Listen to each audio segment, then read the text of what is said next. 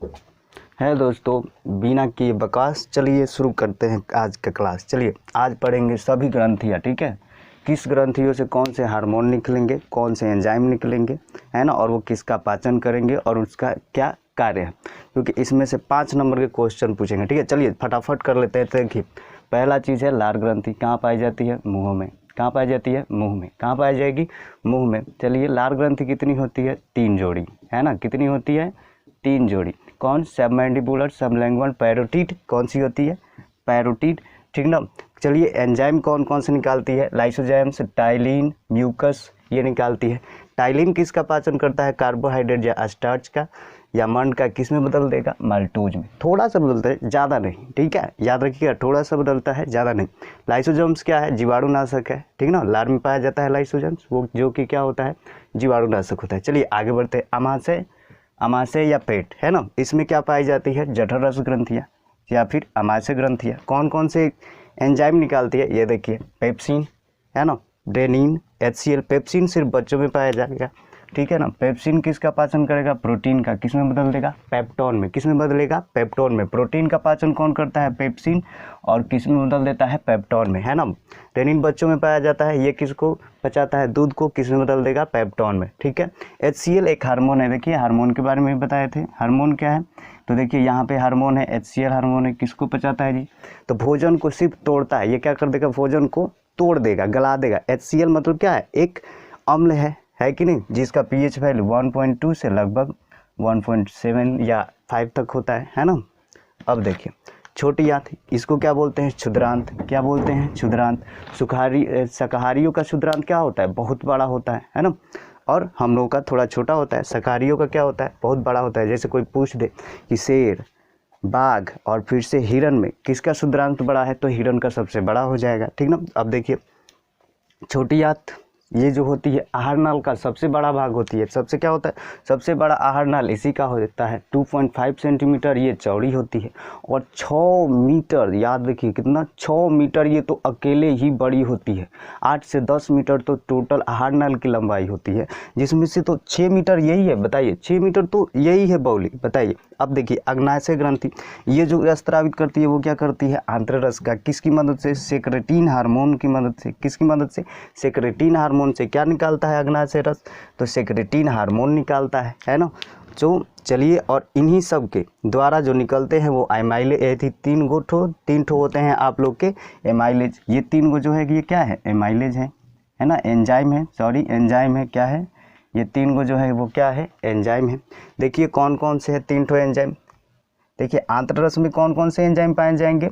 Amylase, trypsin और lipase. चलिए देखते हैं एमाइलेज किसका पाचन करता है? कार्बोहाइड्रेट का। किस में बदल देगा? माल्टोज में, है ना। जो वहाँ से छूटा था थोड़ा सा, उसको क्या कर देता है? एमाइलेज पचा देता है। उसके बाद ट्रिप्सिन, देखिए जिसमें भी सीन लगा हो, जिसमें भी सीन लगा हो, याद रखिएगा वो प्रोटीन का ही कहीं ना कहीं पाचन करता है। देखिए ये पेप्टोन जो था प्रोटीन में थी, प्रोटीन का एक भाग था जो पेप्टोन में बदल गया था पचने के बाद। उसके बाद देखिए क्या करता है? ट्रिप्सिन पेप्टोन को बदलता है पेप्टाइड में। किस में बदलता है? पेप्टाइड में।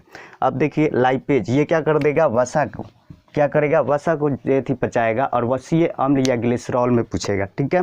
अब देखिए कोलेसिस्टोकाइनिन, ये जो होता है यकृत से क्या करता है? पित्त रस को निकालने पर मजबूर कर देता है और पित्त रस बाहर आता है और भोजन को क्या करता है? क्षारीय बनाता है। भोजन को क्या करता है? क्षारीय बनाता है ना। छोटी आंत में जब भी पाचन होता है क्षारीय माध्यम में होगा, ना कि अम्लीय माध्यम में, है ना।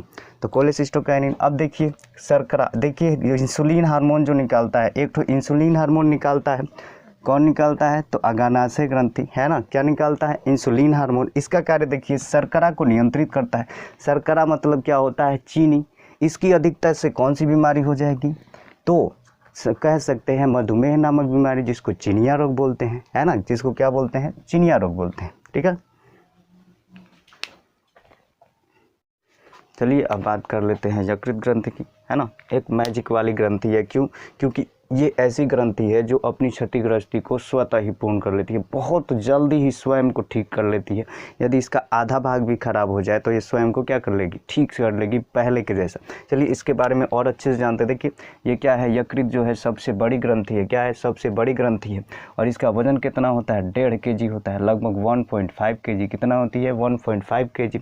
देखिए ये क्या करती है, ये हार्मोन या एंजाइम तो नहीं निकालती है, लेकिन पीत रस निकालती है जो भोजन के पाचन में सहायक होती है। क्योंकि बिना अम्लीय भोजन क्षारीय में बदले छोटी आंत में पाचित ही नहीं हो सकता, अर्थात छोटी आंत अम्लीय भोजन का पाचन ही नहीं कर पाएगी। ठीक है, जिसका पीएच वैल्यू कितना होता है, 8 होता है। कितना होता है, 8 होता है। इतना होता है कि क्या कहना, भोजन को एकदम क्या कर देगी, क्षारीय बना देगी। और यहाँ पे छोटी आंत में क्षारीय माध्यम में क्या होता है, भोजन का पाचन होता है। ठीक है, अब देखिए, अब छोटी आंत के कुछ भागों में भी पाचन होता है, जिसको देख लेते हैं, जिसमें ग्रहणी या पकवास है। भोजन को ग्रहण किया इसलिए क्या है, ग्रहणी। क्या है, भोजन को ग्रहण किया इसलिए ग्रहणी है। देखिए लेकिन यहाँ पे भोजन का पाचन बिल्कुल नहीं होता, याद रखिएगा। ठीक है, उसके बाद आता है जेजुनम, यहाँ पर भी भोजन का पाचन नहीं होता है। लेकिन छोटी आंत का तीसरा भाग, छोटी आंत का तीसरा भाग जो होता है वो इलियम होता है, जहाँ पर आप लोगों का क्या होता है, भोजन का पाचन होता है। एंजाइम देखिए कौन कौन से होंगे, इरेप्सिन, माल्टेज, ठीक है, सुक्रेज और लैक्टेज। देखिए सिर्फ इरेप्सिन को याद रखिए, बाकी सब इसके नाम से ही क्या हो जाएंगे, याद हो जाएंगे। इरेप्सिन किसको पचाता है, पेप्टाइड को पचाता है और एमिनो अम्ल में चेंज करता है। ठीक है, माल्टेज माल्टोज को पचाएगा, सुक्रेज सुक्रोज को, है ना, लैक्टेज लैक्टोज को, और किस में बदल देंगे, ये सभी कहीं ना कहीं जाकर कहाँ मिल जाएंगे भाई जी, ग्लूकोज में मिल जाएंगे, है ना। सब क्या हो जाएंगे, ग्लूकोज हो जाएंगे। देखिए अंतिम उत्पाद है, याद रखिएगा क्या होता है, अंतिम उत्पाद।